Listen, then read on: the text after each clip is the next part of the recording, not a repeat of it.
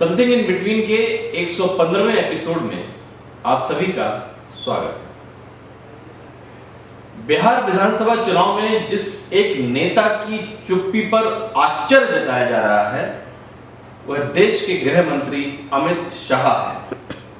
हिंदुत्व के fire brand नेता और कठोर प्रशासक की छवि बनाने वाले शाह बदले बदले से नजर आते हैं।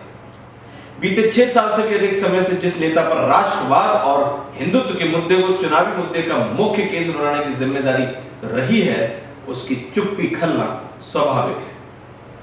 हालांकि क्या यह सच है कि शाह खुद को बदल रहे हैं? अगर हां, तो इस समय इसकी जरूरत क्या है? सबसे पहले हमें यह जानना होगा कि सियासी गलियारे में इस आशय की चर्चा क्यों है।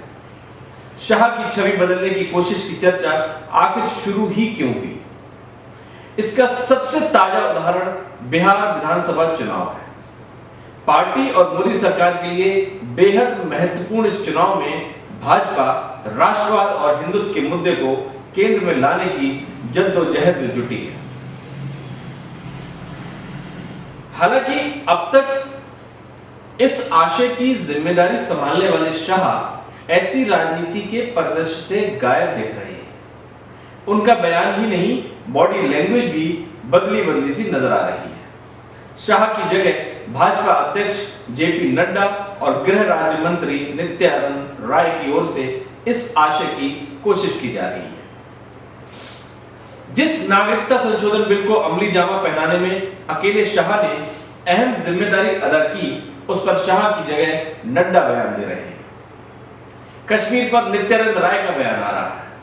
शाह तब भी कुछ नहीं बोल रहे जब जम्मू कश्मीर के पूर्व मुख्यमंत्री फारूक अब्दुल्ला ने जम्मू कश्मीर में अनुच्छेद 370 की बहाली के लिए चीन का सहयोग लेने की बात की।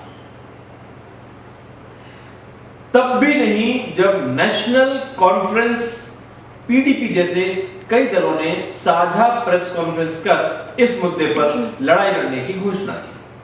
और तब भी नहीं जब कांग्रेस के वरिष्ठ नेता पी चिदंबरम ने अनुच्छेद 370 को बहाल करने संबंधी मांग का समर्थन किया। शाह तब भी पुराने आक्रामक अंदाज में नहीं लौटे जब कांग्रेस के ही वरिष्ठ नेता शशि थरूर ने पाकिस्तान के मंच पर मोदी सरकार पर हमले किए। सरकार पर मुसलमानों से भेदभाव का आरोप लगाया। शाह के संदर्भ में यह आश्चर्यजनक इसलिए लग रहा है कि उनका सियासी स्वभाव ऐसे मामले को ढूंढ कर निकालने और फिर विपक्ष पर तीखा हमला बोलने का रहा है। जरा याद कीजिए गुजरात चुनाव के दौरान कांग्रेस नेता मणिशंकर अय्यर की टिप्पणी। पाकिस्तान के चुनिंदा लोगों की हुई बैठक को शाह ने कितना बड़ा मुद्दा बनाया था। सीएए, अनुच्छेद 370, राम मंदिर जैसे मुद्दे पर उनका रुख कितना आक्रामक रहा था। अब ऐसे आक्रामक राजनेता की पसंदीदा मुद्दे पर चुप्पी से तो कयास लगने स्वाभाविक है। बात बस यहीं तक नहीं है। शाह ने हालिया 3 घटनाओं पर जिस प्रकार की संयत टिप्पणियां की, उससे भी उनकी छवि बदलने की अटकलों को बल मिला है। अपने स्वभाव और अपनी पहचान के विपरीत टिप्पणियों के जरिए शाह ने अपने प्रशंसकों को नहीं, धुर विरोधियों को भी चौंकाने पर मजबूर किया। मसलन तनिष्क के एक विज्ञापन को लेकर हुए विवाद मामले में शाह ने इसे मुद्दा बनाने वाले और लब जिहाद कहने वालों को आड़े हाथों लिया। जबकि ऐसे मुद्दों पर शाह अपने विरोधियों पर निर्मल हमले के लिए जाने जाते हैं। सोशल मीडिया पर ट्रोल होने और गंभीर आरोपों की बौछार के बाद जब तनिष्क ने अंतर धार्मिक विवाद संबंधी विज्ञापन को वापस लिया, तो शाह ने ट्रोल करने वालों को जरूरत से ज्यादा सक्रियता न दिखाने की नसीहत दी। शाह ने कहा कि ऐसे छोटे मोटे मामले हमारे सामाजिक सौहार्द को बिगाड़ नहीं सकते। देश का सामाजिक ताना बाना बेहद मजबूत है। हमले के बावजूद सामाजिक तानाबाना मजबूती के साथ खड़ा है। शाह ने इसी प्रकार का स्टैंड अभिनेता सुशांत सिंह राजपूत की मौत के मामले में हुए विवाद पर भी लिया। उन्होंने इस मामले में मीडिया ट्रायल की आलोचना की। उन्होंने कहा कि टीआरपी के लिए मीडिया ट्रायल उचित नहीं है। शाह की इस आशय की टिप्पणी तब आई जब भाजपा और मोदी सरकार अभिनेता की मौत को बड़ा सियासी मुद्दा बनाने के लिए आतुर दिखी है। महाराष्ट्र में शिवसेना को घेरने के लिए आनन फानन 3 एजेंसियों को जांच पर लगाया। इतना ही नहीं, राज्य में मंदिर खोले जाने की इजाजत नहीं मिलने पर महाराष्ट्र में हुए विवाद मामले में शाह ने अपनी छवि के विपरीत टिप्पणी की।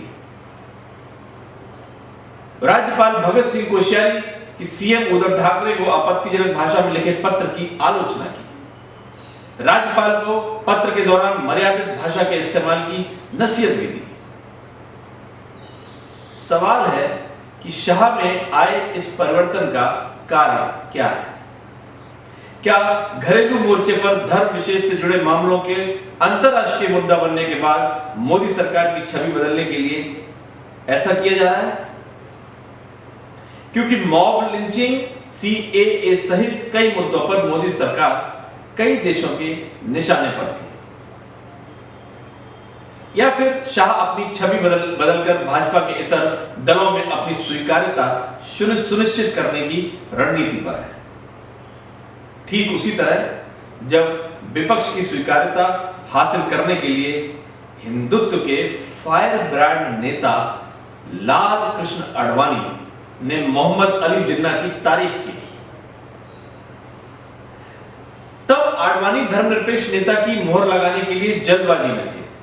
हालांकि आडवाणी को सियासी तौर पर किनारे किए जाने का मुख्य कारण उनकी ओर से जिन्ना की गई तारीफ ने सबसे बड़ी भूमिका निभाई। सवाल है कि आखिर शाह के मन में क्या है? जाहिर तौर पर शाह सहित कुछ अन्य नेता पार्टी में पीएम मोदी की जगह लेने की रेस में है। चूंकि 75 वर्ष की उम्र के तय पैमाने के मुताबिक मोदी साल 2024 के बाद के चुनाव में संभवतः चुनाव नहीं लड़ेंगे। ऐसे में भाजपा को उनका एक उत्तराधिकारी की जरूरत है। शायद शाह सहयोगियों में अपनी पैठ मजबूत कर बड़ा सियासी दांव चलने के मूड में है। हाँ, इसके खतरे भी हैं।